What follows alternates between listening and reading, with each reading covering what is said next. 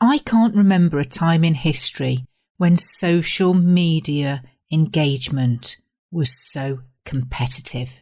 It seems that everyone is looking for that magic piece of content that will create the thumb stop. And that is a real term. It's where you get the consumer to stop scrolling to read your content. Brands are hungry to do it, and consumers are hungry to be challenged, which is why we have joining us this week Rob Illedge on how to get people's thumb stopping during their social media scrolling. We're making conversations about social scrolling count. What's new, Wendy Woo? Well, thanks to you lovely listeners, we've been charting in the UK, in India and Romania. I've also discovered that there's such a thing as stories on Spotify. If anybody wants to explain that to me, I'm all ears.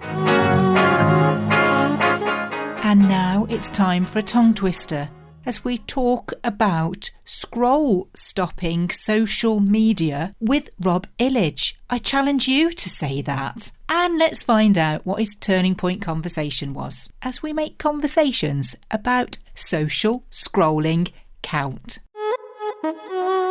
For me, when I saw what you did, and it's kind of like social media plays such a massive part in what we do. Yes. It is the online conversations of our life now. And I think what particularly struck me was your strapline of, we don't deliver social, we define it. And from that made me go, well, this is where a lot of people get it wrong, because they feel they've got to play the game that everybody else is playing. When in actual fact, it is about you carving out your own lane, your own conversation, so that it's only ever going to be relevant to you and who you want to be speaking to. Yeah, absolutely. So I was like, applauding, going, oh, thank you. I've got to speak to Rob because this is what people need to know, is that you can do things the way that you want to do things. You know, you don't have to follow everybody else. It's that black sheep or the flamingo in the flock or whatever you want to call it. It's about standing out in the crowd, isn't it? Yeah, definitely. We call it thumb stopping, or you can call it scroll stopping. You know, the attention spans now, especially for younger users, so much shorter than ours. It's grabbing that attention quicker than we ever used to, and being able to do that and stop someone's kind of thumb from going down that page. Yeah. And it's getting harder when the platforms change so quickly on us. I thought I'd just got into a rhythm with LinkedIn. Oh, God. Oh, what a mistake that was. Don't ever feel secure in what it is that you're doing, because then they go change everything. And you go, well, where's everybody gone? We literally have one person within the company who their job is to basically just keep on top of everything and almost educate us as well, because some people will be doing certain things and they'll understand their area, but they won't understand maybe what else is going on. They're in their kind of own bubble, I guess. And that's the only reason we do social media, because I can't imagine trying to do lots of other things, so like building websites or SEO, whatever it may be, because literally as we're talking now, something else will be getting tested or rolled out. And a lot of people say it's a full-time job, and obviously it is, because there's so many agencies. So when you started out, was it just you on your own, or did you partner up with somebody? How did your journey start? It's an interesting question, because I see these agencies and businesses with lots of co-founders, and that to me is like a dream. I think, oh God, I wish there was two of me. I'm not actually got that much grey hair, but I'd be a lot less stressed, or would have been. I didn't really have a business partner, so I just did everything on my own, and I'm kind of resilient in that way, and stubborn, I guess. Yeah, maybe stubborn, that I actually just decided I'm going to do it myself. I left obviously a full-time role, which is the biggest kind of security blanket challenge. Gone. Yeah, and I kind of left my job on the Friday and celebrated, a couple of drinks over the weekend, and then Monday came and I thought, oh God, I've got to pay the rent at the end of the month, and I spent all my money going on holidays, and like you do, you live beyond your means and all that sort of stuff. The reality kicked in. Yeah. So basically, I don't know if you've seen the film, The Pursuit of Happiness. Yes. There's a scene where he's competing to win this job and he has to call lots of different people. And I basically did the same sort of thing where I made a list of lots of people I thought I could call. Do you need social media services? And it does hurt your ego a little bit when you got to call people and ask for work. Yeah, I'm nearly at 2 million calls now, Rob. So yeah, I know how that feels. Yeah, it's an interesting process. So I started with people I didn't know very well at the top and people I knew really well at the bottom, and just kind of worked all day ringing these people. Obviously, a lot easier than in the movie because we've got mobile phones. But as I kind of got down towards the bottom of this list towards the end of the day, A, panic was setting in, even though it was like day one. And B, you kind of have to throw your ego and pride out the window at that point because you're starting to ring people, ex-bosses or close friends. And almost, it's like not asking them for money, but it's almost like, give me a shot, give me a chance. And I was quite lucky that by the end of the day, picked up our first client and who, was one of my old bosses, my very first boss, actually. She'd left to start a charity. And interestingly, we've actually kind of carried that through in that we work with a lot of nonprofit organizations globally now. And those are the sort of campaigns that we really kind of get the most out of, I guess. We feel like we're giving something back. It's not the just, social impact. Selling a pair. Yeah, it's that. And our teams generally, work really well with charities. I think it takes a particular type of person to work for a charity. So you generally have a good working relationship. It works well. So yeah, I went from there. So first day, first client, just me. I try and do everything myself. So if I get like a plumber that comes round, I'll watch him to see what he's doing just in case I ever need to do it. And I like to just learn new stuff. So I built a website, that kind of make the company look huge sort of thing, on day one. I did have a lot of experience, previously worked on social campaigns for different brands. So I did have that experience. And then it just kind of snowballed from there in terms of referrals were great. And they're great in the beginning, but they're just not sustainable because they could dry up at any point.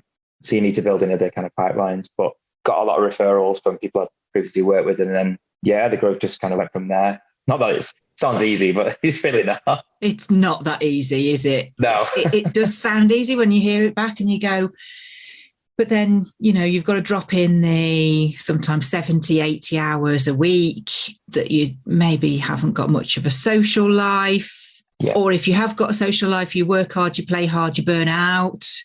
It's all of those things, isn't it? Because you're working in the business, you're working on the business, you're working for the business, you're working for the future, but you can't take your eye off the ball today. Absolutely. I think those holidays that you once used to go on, they disappear. Like you say, you work every hour that you're given because it's really down to you at that point until you obviously bring on staff. And that's a challenge in itself. You could talk about that kind of all day. One of my kind of almost like breakthroughs was we got onto the NatWest Entrepreneur Accelerator, and they were great in terms of having a coach where they sit down and they work with you to just determine how much time you're actually spending on everything. So they literally make a list. You're spending 100% on all these different things.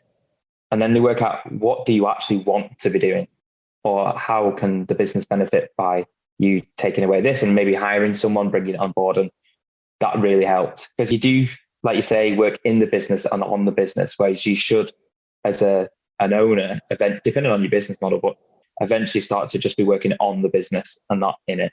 So that was trying to find that shift. And sometimes those conversations need to happen within the business with the team, so that culture is nurtured, so that everybody feels a responsibility and are invested in the business. But you do also need sometimes conversations outside of the business, don't you, to sort of say, hang on a minute, I've got a bit of experience and I can see this is happening. Have you thought about this? And it's just drawing on other people's experience, isn't it? Yeah, absolutely. That experience and the willingness to take the criticism, constructive criticism, take feedback, look at every option available, and that feeling inside. I mean, I still get it now, but I feel like I'm 6 years down the line. I feel better. That feeling in your stomach when you're not comfortable doing something, but it's going to be for the best, or making those difficult decisions, whether that's to hire, or let staff go if they're not performing well, or it's just not the right fit. Because at the very beginning of business, you kind of need somebody in there you can kind of do everything. And then ideally you need experts, but then that comes with cost and everything else. If, say, for example, you've built a relationship with a client and you've been going to see them every day, but then your company starts to grow and then you're needed in other areas, how do you speak to the client and say, it's handing that over, isn't it? Now. Handing it over to somebody else. Yeah. It's an awkward situation for them and for you, because you have that feeling inside your stomach where you don't want to let them down, or you don't want to be seen to be, leaving them. Expectations are everything, aren't they? Because it's that saying of you promise to deliver, you always promise to under deliver and overperform. That's where you always want to be. If you're overperforming and that's eating your time away, and it means that you can't grow your business because there's not really much more you can do by being there, but they get used to you being there. How do you extricate yourself from that situation without hurting anybody's feelings? Because it's an emotional attachment as opposed to a financial decision, isn't it? Seeing the separation of that. Plus, it's also building that trust. So you bring in somebody who you say to a client, this is a person I trust to look after you. I know we will still have, some sort of relationship. I might not be there every day, but I personally trust this person. And then they've obviously got to build their relationship with them. But yeah, that trust building is very important. What I love about the story so far is that you started your business cold calling, which is kind of my bag. So I have to ask, who does it for you now? That's a good point. Interestingly, we don't do any, and this might sound crazy, we kind of don't do any advertising ourselves, which, does sound a little crazy. We have lots of different things. So we do create content, especially on LinkedIn, from personal brand point of view. We create content in terms of our own podcast, blogs. We want our blogs to be informative and educational. So with the social media industry changing so much, every single day something new comes out. We want to be almost like a resource, so that if people, a small business owner or entrepreneur wants to know the latest feature on Instagram, for example, they can come to our website and you can feel safe in that they're going to find that information. It's easy to read, it's in a format they understand and that sort of thing. But apart from that, we don't actually do any advertising, which is really nice. And I think it's nice to be able to have built a company where we went from like cold calling to now kind of more about the brand, so that people have seen us and heard of us and are coming to us. It's taken 6 years, but we're in that position now, which is really nice. But I would imagine nobody's sending out LinkedIn messages or anything like that. It just doesn't happen. But I imagine that it's changed, because I don't want people having the wrong impression, because paid advertising is different to content, I think, and content can drive that lead generation without it feeling like you're being a salesperson, and it can turn it from an outbound outreach to an inbound inquiry. And that's really what the content is driving, so that you're kind of using social media platform and your connections to warm up that prospect pot. And it's something that I've been sharing with clients for about 12 years is, how do you take your online connections into a real conversation in the real world? And I think that's what's wonderful. And in some instances, cold calling still works. Otherwise, I'd be out of a job. Oh yeah, 100% it does. Yeah, definitely. So it does work in some instances, but that is the beauty of building the brand, isn't it? And being as open and as honest and sharing as much as you can in your online conversations. So you've done that for yourself as an agency. How many of you are there that are in the Republic now, Rob? Last time I looked, which is last week, we've got over 500 now, coming up to 600, and last year it was 400, coming up to 500. So yeah, just over 500 now. That's awesome. Yeah, luckily I don't have to look after them all, which is nice. Well, you do, but you don't actually look after them. You don't sort of go around giving them breakfast, dinner and tea. That'd be very nice, but I probably won't have a lot of time. But it was interesting what you said about obviously cold calling still existing and lots of other methods of communicating and advertising. What we found is that obviously our business is different to lots of different businesses. We're in the social media industry. Our targets are, people we want to work with ideally are marketing managers or marketing directors. We've, in our previous lives, been marketing managers ourselves for brands. And we always like to think, when we were in those positions, what made our lives easier? And that's the kind of approach we have to advertising and marketing now, is what can we provide to make a marketing manager's life a lot easier? And is that a piece of content about a latest feature? Is it a guide? Something like that. So they read that and they think, oh, I found this really useful. And then hopefully when they do need us, they come to us. Yeah. So with all the content that you create for your own agency, because you've got a beast to feed now with that many people within the organisation. So that's a mammoth task in itself. I've got to ask this. So in terms of clients, because you're creating content, so you're creating conversations for them, is there one piece of content or a campaign that you've worked on to create conversations that's been your favourite? And if so, what was it and why? That is a very, very good question. I'd have to say, and no offence to anybody else who I've not mentioned, I loved everyone, of course. They're all our favourites. They're all our favourites. All our favourites, of course. I think the work we do for charitable organisations will always have, a big place in my heart. It's something I'm looking to do, once, I potentially leave Social Republic, one day, who knows what will happen. But we work very closely with British Red Cross. We're very fortunate, again, to have a referral from somebody who was doing some other kind of digital work for them, and then they introduced us to the team. And it takes a long time because of the size of that organisation, talking thousands and thousands of staff, lots of different departments, huge pressure to get things right from a content communications point of view, simply because of the amount of eyeballs that are on that organisation on social media, the media as well. So they've really got to be careful. It has to be bob on, doesn't it? Yeah, and I think that's obviously adds pressure, but I think it's a good pressure, and we've done it in the past. So we explain to them, you're in safe hands. These are the things that we've done, and we built lots of projects for them. One of them was kind of around revolutionising how they manage community engagement. So it basically saved their staff time, money, obviously, and resources as well. So they had a platform that made it easier for them to interact with users on social media. But I think the one that we're probably the most proud of is we created the world's first quiz bot for first aid. And basically what that was, or is, because it's been relaunched for another campaign this year, it's a chatbot within Facebook that allows parents to teach their children first aid. Now, there is a disclaimer. They don't get a qualification. They're not qualified in first aid. So if anyone uses it, you are not technically qualified in first aid. But it's awareness, isn't it? We all need awareness on the right and wrong things to do, because that's the sort of thing that old wives' tales get passed down, and they're not necessarily going to be something that will save your life. It's interesting that you mention that, because there's a lot of those examples within the chatbot in terms of the content. So making sure that people realize that it is an old wives' tale. So the biggest one is nosebleeds. What do? Do you hold it your head back? Do you hold it forward? Do you do something else? Do you blow your nose?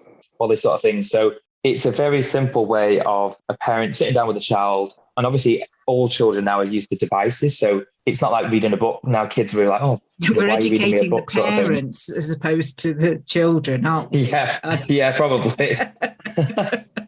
But it's a good excuse, to sit down on Facebook where they might just be normally just scrolling through their feed, looking at pictures of their friends' babies or cats or whatever it might be, where they can actually sit down with the children and they can actually learn skills in under a minute. And that was the aim. Every skill can be learned in under a minute. And so basically you go onto the quiz bar, you would select a topic to learn first. So either burns or, nosebleeds, select nosebleeds. And then you go through a series of questions, and you kind of, no matter what you answered, whether you answered correctly or incorrectly, you always learn the correct technique, and then it takes you on a path so that you always complete the whole quiz, I guess. But you can come back at any point as well and kind of finish it off. Say if someone's made you dinner and then you have your dinner, you come back. Yeah, it's fantastic. And I guess there's lots of mileage for lots of other topics as well. Listeners are going to have to send us some ideas on different topics, because it is that excuse to sit down with your kids to do something together, isn't it? That they want to do. That's not necessarily what we as children did at our age with our parents. Yeah, absolutely. It's something we were just discussing exactly the same thing after we'd launched it. We said to each other, imagine the capabilities you could have with this. You could have almost like a bedtime. I remember when I was a kid and my mum used to read me these stories where I could choose what happened next. And, it was fantastic. And you could do the same sort of thing. So you could have a story, but they chose, the next kind of action, whether you go through the blue door or the red door, or you could learn lots of different things through the chatbot. So there's lots of ways for people. And if they want to get in touch with you or get in touch with me as well, people can do this themselves. The level of complexity with the Red Cross projects obviously required a team, but yeah, there are platforms out there where you can literally you build your own for your own business. And it might not be a quiz, but it could just literally be pointing people in the right direction. If, say, for example, that the majority of your website visitors either go to your podcast section or your blog, you could point them in that direction straight away, or you could ask them a question. I do declare, very easy. I have one on my Facebook page, I think. Yeah, there you go. I kind of went, yes to that, easy. Yes to that. Yes, I understand all of that. Now you go and do it, please. Because it's the building of things. And that's why we need other people, isn't it? Is that, you can understand what you want to achieve, but getting there needs somebody who knows how to do it so that it can come to you. Yeah. If I don't know if you're a big fan of Homeland, or anyone who's listening has seen Homeland. So Carrie, she has almost like a mind map on a wall, and it's just full of pictures of people and different kind of links. And that's how I describe how the chatbot looks like behind the scenes. It's just like lots and lots of content and lots of wires going in between. And as you zoom out, you think, surely it can't get any bigger. And then it gets bigger and bigger and bigger. And yeah, there's a lot. But something of that size, takes a lot of people. But there are solutions that you can create that are shorter. Nice and simple. Yeah. Do you want this or this? It's like asking the kids what they want for dinner, isn't it? Yeah, you could do that through a chatbot. Yeah, I'm going to take that idea.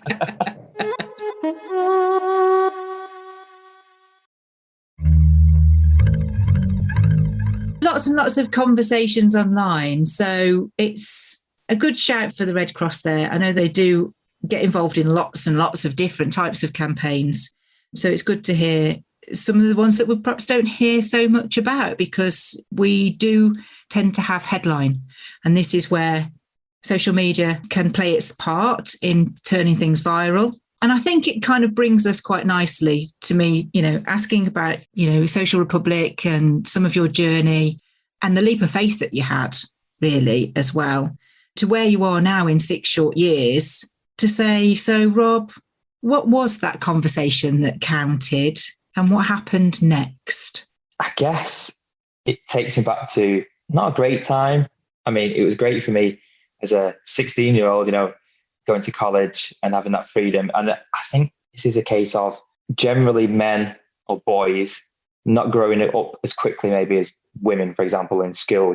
The boys were a little bit childish, as you get to your kind of 14, 15, 16, whereas the girls... Maturity isn't level, is it? It's not a level playing field at all. I don't know if it's the same now, but when I was at school, that was just the way it was. Yeah, the boys still hadn't grown into men, whereas the girls had become women. And I basically left school, and I've also studied in America. I went to university in America, and that's kind of where I fell in love with social media. But over there, obviously, they'd leave school at 18.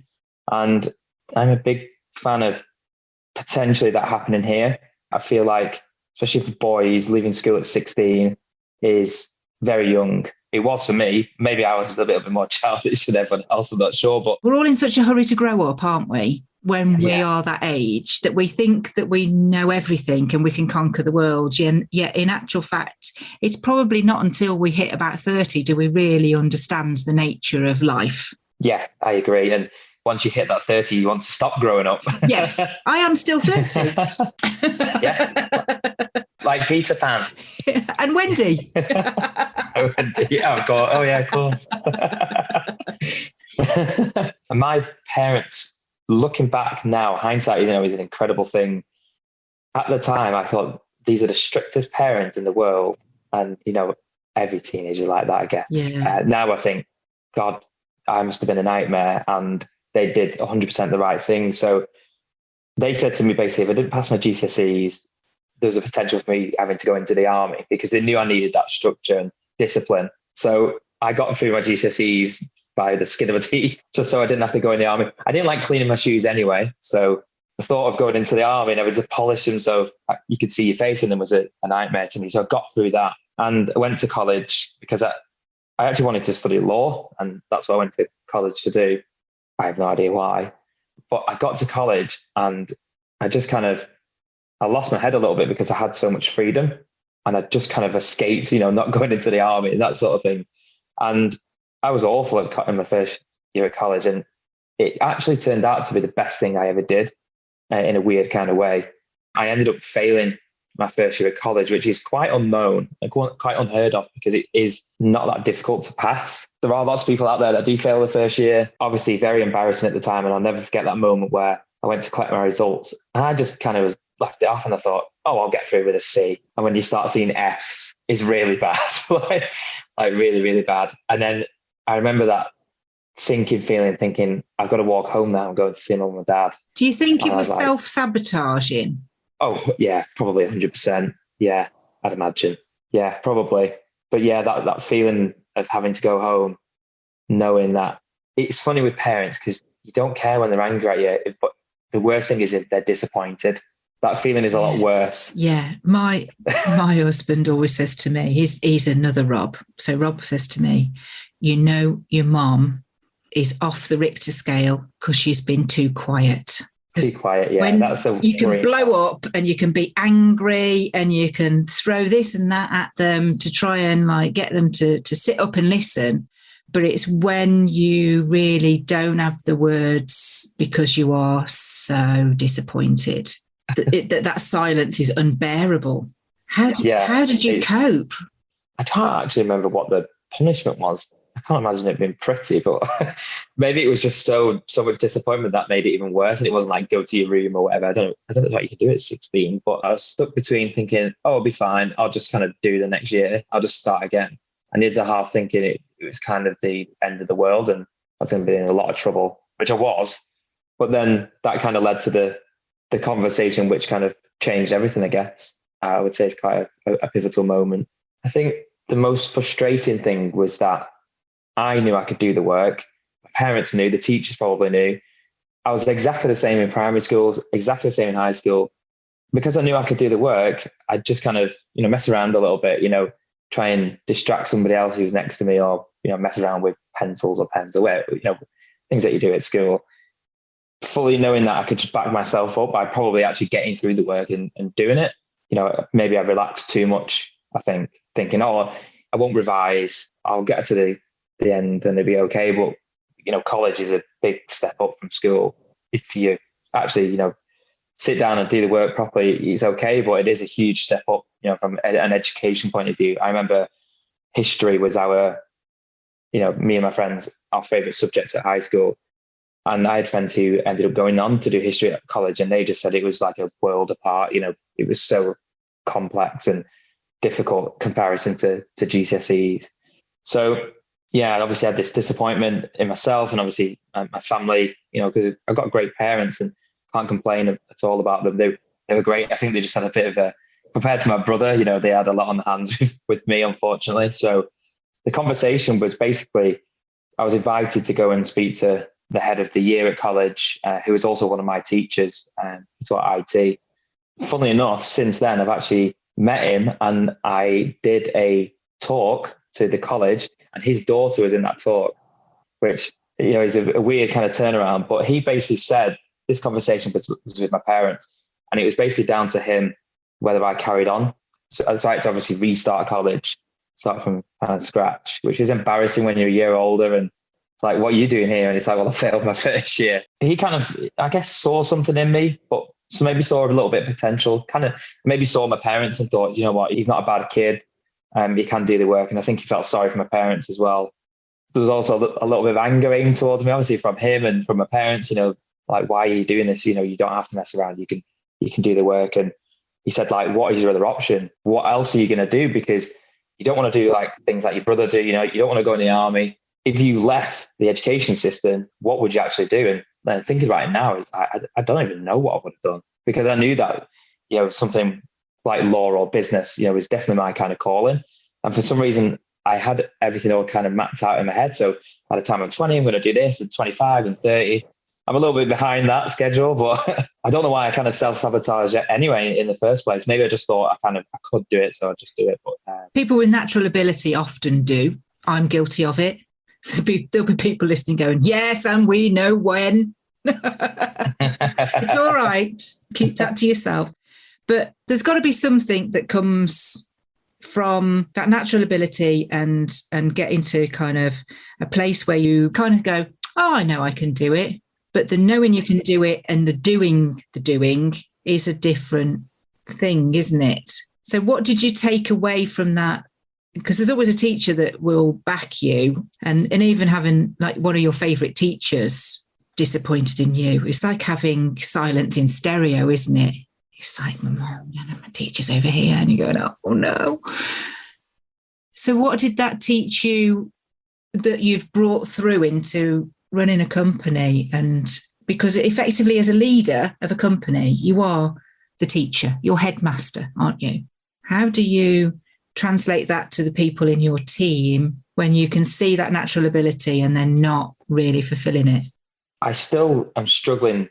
I've got better over the years of seeing myself as that headmaster, because I kind of want to be kind of in the trench. I still like to feel like I'm in the trenches with people and not sat back in kind of ivory tower and just telling people what to do. I want to be with people and leading with them kind of lead next from to the me, front. if that makes sense. Yeah.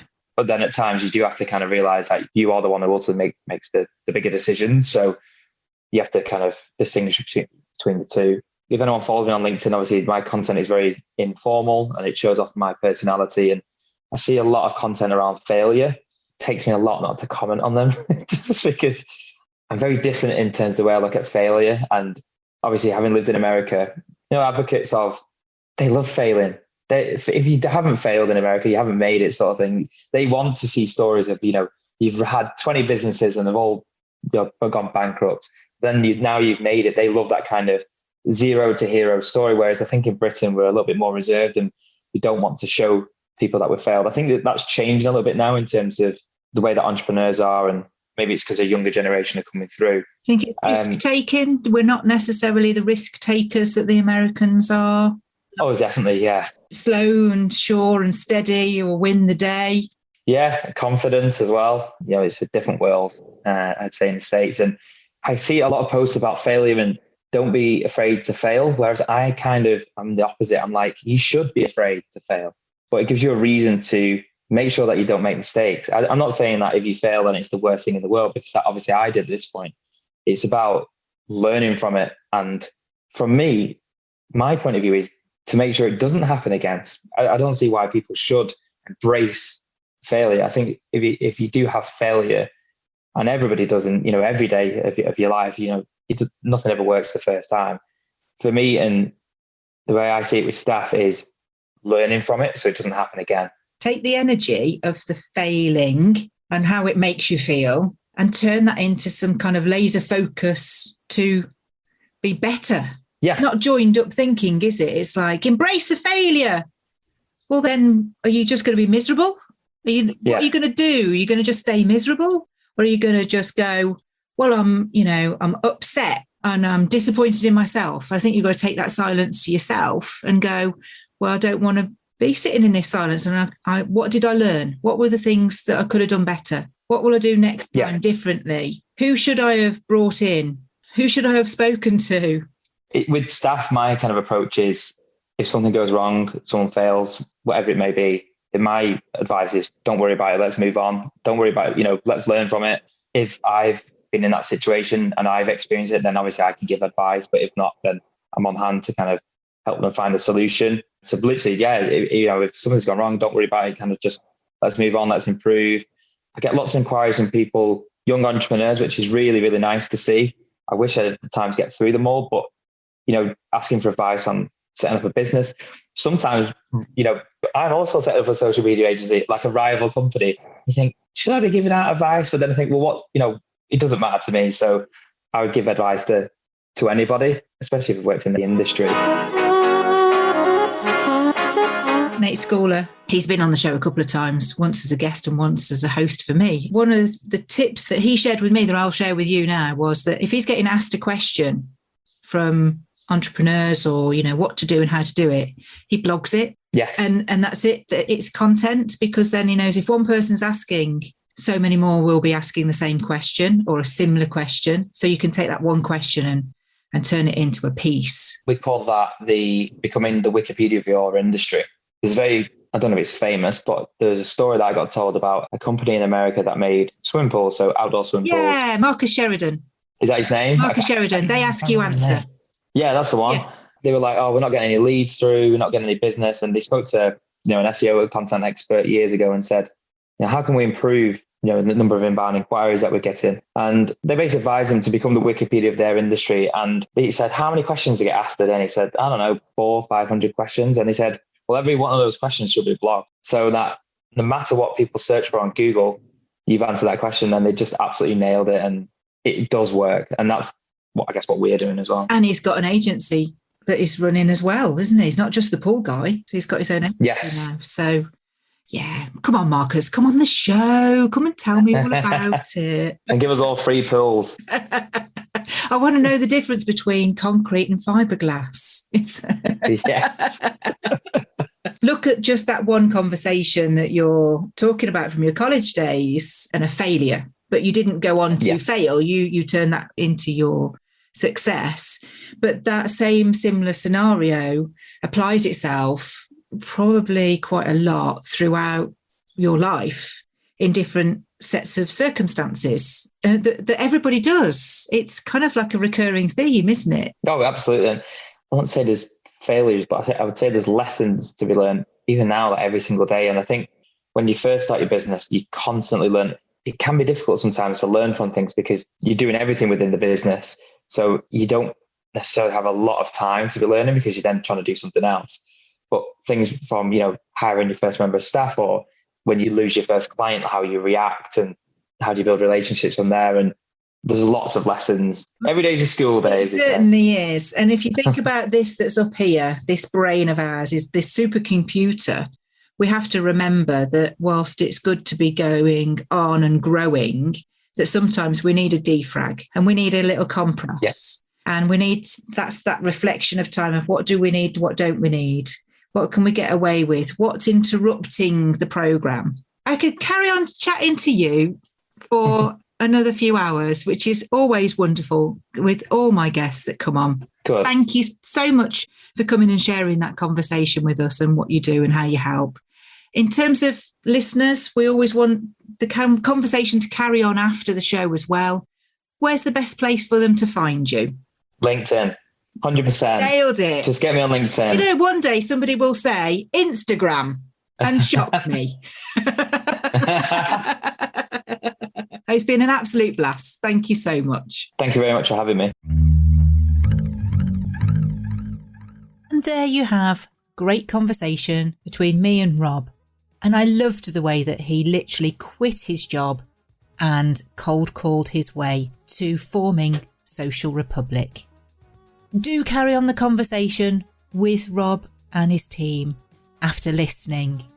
Head over to our website, all the W's, makingconversationscount.com, to have a look at what treats we've got in store for you. Until next time. Celebration's a very important part of success. So, Absolutely. If you don't celebrate it, you don't get more of it. If you're not grateful for what you've got, don't expect more.